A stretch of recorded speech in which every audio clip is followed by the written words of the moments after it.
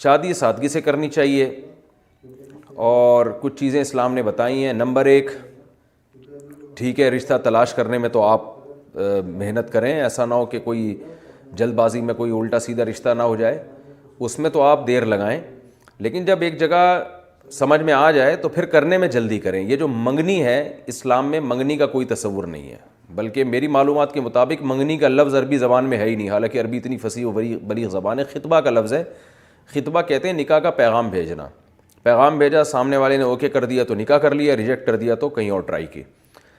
تو یہ منگنی نہیں ہے، جہاں سمجھ میں آ جائے بس اب نکاح کرنا ہے۔ تو پہلا حکم تو اسلام کا یہ ہے۔ دوسرا حکم یہ ہے، بلکہ اس سے بھی پہلا ہے کہ جلدی نکاح کرنا ہے۔ دوسرا حکم یہ ہے کہ اس طرح سے کرنا ہے، منگنی کو درمیان میں لائے بغیر۔ یہ جو منگیتر اور گرل فرینڈ کا کلچر ہے، یہ غیر مسلموں کا ہے، یہ اسلام کا نہیں ہے۔ تیسرا معاملہ یہ کرنا ہے آپ نے کہ نکاح میں اگر رشتہ سمجھ میں آ رہا ہے تو بس کر لینی ہے، پھر استخاروں کی بھینٹ نہیں چڑھانا اس کو۔ نبی صلی اللہ علیہ وسلم نے جہاں استخارے کا حکم دیا، وہاں آپ نے یہ بھی تو فرمایا اذا خطب الیکم من ترضون دینہ وخلقہ فزوجوہ، جب تمہاری طرف کوئی نکاح کا پیغام بھیجے جس کے دین اور اخلاق سے تم مطمئن ہو تو نکاح کر لو۔ الا تفعلوہ تکن فتنۃ فی الارض وفساد عریض، حدیث کے الفاظ ہے اگر تم نہیں کرو گے تو زمین میں فتنہ اور فساد پھیلے گا۔ تو یہاں نبی نے یہ نہیں فرمایا کہ اچھے اخلاق ہے تو استخارہ کرو، اگر خواب میں گرین آ رہا ہے یا پازیٹیو سگنل آ رہا ہے تو کر لو، نیگیٹو آ رہا ہے تو نہیں کرو، ایسا کچھ بھی نہیں ہے۔ تو استخارہ تو محض ایک دعا ہے۔ استخارے کا مطلب ہے اللہ یہ کام میرے لیے بہتر ہے تو مقدر کر دے، تو بس وہ تو کرنا ہی کرنا ہے استخارہ، تو اس لیے کہ وہ تو اس میں کچھ نکلے گا تھوڑی، اور کچھ نکل بھی جائے تو اس پہ کوئی وحی نہیں ہے، کوئی وہ اللہ کی طرف سے سگنل نہیں ہے، وہ آپ کا اپنا دماغی تخیل بھی ہو سکتا ہے۔ لہذا جہاں سمجھ میں آ رہا ہے وہیں کرنی چاہیے شادی، چاہے استخارہ نکلے یا نہ نکلے۔ اور استخارہ ویسے ہی کریں برکت کے لیے، بہت فضیلت استخارے کی، حدیث میں آتا ہے ما خاب من استخارہ، جو استخارہ کرتا ہے اللہ اس کو نامراد نہیں کرتے۔ تو کرنا وہ ہے جو سمجھ میں آ رہا ہے، احتیاطاً استخارہ بھی کرنا ہے جس طرح نبی صلی اللہ علیہ وسلم نے بتایا، یعنی دعا مانگنی ہے، اللہ سے مشورہ نہیں ہے استخارہ، محض ایک دعا ہے۔ اس دعا کے نتیجے میں امید ہے آپ کو درست فیصلہ کرنے میں انشاءاللہ مدد ملے گی۔ اس سے زیادہ استخارے کی حیثیت نہیں ہے، کوئی سگنل نہیں ملے گا آپ کو۔ تو کرنا وہی ہے جو لوگ مجھ سے پوچھتے ہیں کہ استخارہ میں اگر یہ سمجھ میں آ رہا ہے کہ نہیں کرو تو پھر کیا کریں ہم؟ تو میں نے کہا استخارہ یا بغیر استخارے کے، اگر ایک چیز سمجھ میں نہیں آ رہی تو استخارہ کریں گے تو بھی نہیں کرنا، استخارہ نہیں کریں گے تو بھی نہیں کرنا، اور اگر ایک چیز آپ کی سمجھ میں آ رہی ہے تو استخارہ نہیں کریں گے تو بھی وہ کام کرنا ہے کیونکہ سمجھ میں آ رہا ہے کہ کرنا ہے، اور استخارہ کر لیا تو بھی کرنا ہے وہ۔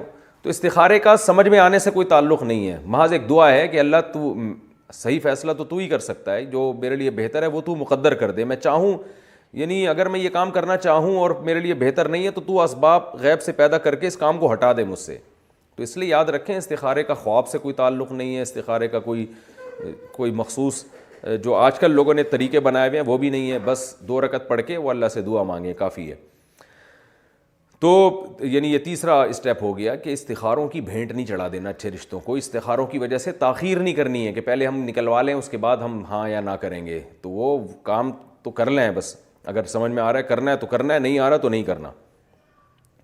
تو تیسرا کام تو یہ ہو گیا۔ چوتھا کام یہ کرنا ہے آپ نے کہ نکاح کو افضل ہے کہ مسجد میں کیا جائے، اور مسجد میں برکت ہوتی ہے، مجمع میں کیا جائے نکاح، اور نکاح کے موقع پہ بارات نہ ہو، جو لڑکے والے پوری ایک ٹبر بھر کے لاتے ہیں وہ نہ ہو، دلہن کا اتنا ویٹ نہیں ہوتا کہ اس کو اٹھانے کے لیے پوری 2 بسیں بھر کے آئیں، اور اتنے ویٹ والی دلہن کو رشتہ ملتا بھی نہیں آج کل۔ تو اس میں یہ ہے کہ دولہا کے گھر سے جو لڑکا ہے اس کے گھر سے 2-4 افراد یا 2-4 خواتین آ جائیں جو دلہن کو رخصتی کر کے لے جائیں، بس اگلے دن یہ ولیمہ کریں لڑکے والے، اس میں سب کو بلا لیں رشتہ داروں کو رخصتی کے بعد، اور ولیمے میں اپنی حیثیت کے مطابق کیا جائے، اور ولیمے میں اپنے جو ریلیٹیوز ہیں ان کو بلایا جائے۔ ان ریلیٹیوز میں اگر آپ مالداروں کو بلاتے ہیں، غریبوں کو نہیں بلاتے، تو آپ صلی اللہ علیہ وسلم نے فرمایا بدترین ولیمہ وہ ہے جس میں صرف مالداروں کو بلایا جائے، غریبوں کو نظر انداز کیا جائے، یہ بدترین ولیمہ ہے۔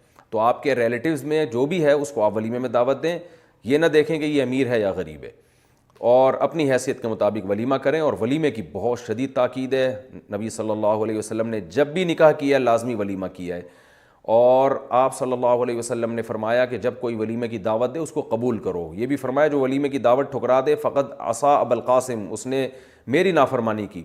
تو بہت سخت تاکید ہے. علماء کہتے ہیں, جمہور علماء, کہ یہ تاکید ایک کام پہ ابھارنے کے لیے, تو یعنی ترغیب دینے کے لیے یہ شدید تاکید ہے, کوئی فرض واجب نہیں ہے. لیکن بہرحال اگر آپ کا کوئی قریبی دوست ہے, کوئی قریبی ریلیٹیو ہے, رشتہ دار ہیں, وہ ولیمے بلاتے ہیں, تو کم از کم سنت مؤکدہ ہونا اس سے بہرحال ثابت ہوتا ہے کہ اس کو بلا وجہ آپ ولیمے کی دعوت کو ٹھکرا نہیں سکتے. اور ولیمے کی دعوت میں آپ نے سیپریٹ انتظام کرنا ہے, خواتین کے لیے الگ, مردوں کے لیے الگ, درمیان میں کوئی پردے کا انتظام ہونا چاہیے. اگر مس گیدرنگ ہے تو پھر اس ولیمے میں جانا جائز نہیں ہے, کیونکہ وہاں اللہ کی نافرمانی ہے. تو پھر ایسے ولیمے میں آپ کو شرکت کی اجازت نہیں ہے. اور جہیز سارا آپ نے, جہیز کا کوئی تصور نہیں ہے اسلام میں. آپ پہلے سے ہی گھر میں فرنیچر لا کے ڈال دیں اور لڑکی کے ابا کو بتا دیں کہ ہم نے تو پہلے ہی فرنیچر ڈال دیا ہے, اب آپ کی بیٹی کے لیے تو یہاں صوفے رکھنے کی, آپ کے گھر سے جو صوفے آئیں گے وہ ہم رکھیں گے کہاں, آپ خود بتائیں. تو ان کو پہلے سے نا کمرہ بھر دیں. گھننے بن کے یہ نہ کریں کہ ہمیں جہیز نہیں چاہیے, ہمیں جہیز نہیں چاہیے.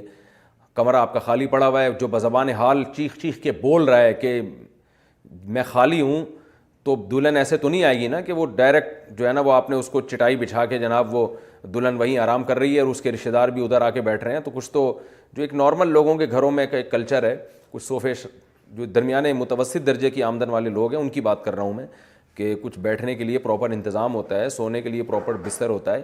جو لڑکی کا جو معیار زندگی اس حساب سے آپ پہلے سے ہی اس اپنے خرچے پہ آپ ڈبل بیڈ اور الماری شلماری اور صوفے ووفے لا کے ڈال دیں, اور لڑکی والوں کو بتا دیں, ابا کو لے آئیں کہ بھائی یہاں پر اب صوفے رکھنے کی جگہ نہیں ہے, بس ہم نے لے لیا, بس آپ بیٹی دے دیں, فی الحال یہ کافی ہے آپ کے لیے. پھر بھی اگر وہ زبردستی دہیز دے رہے ہیں تو پھر ان کا مسئلہ ہی, ان کا ہیڈیک ہے. تو اس طرح سادگی سے آپ ولیمہ کریں اور ہنسی خوشی زندگی گزاریں.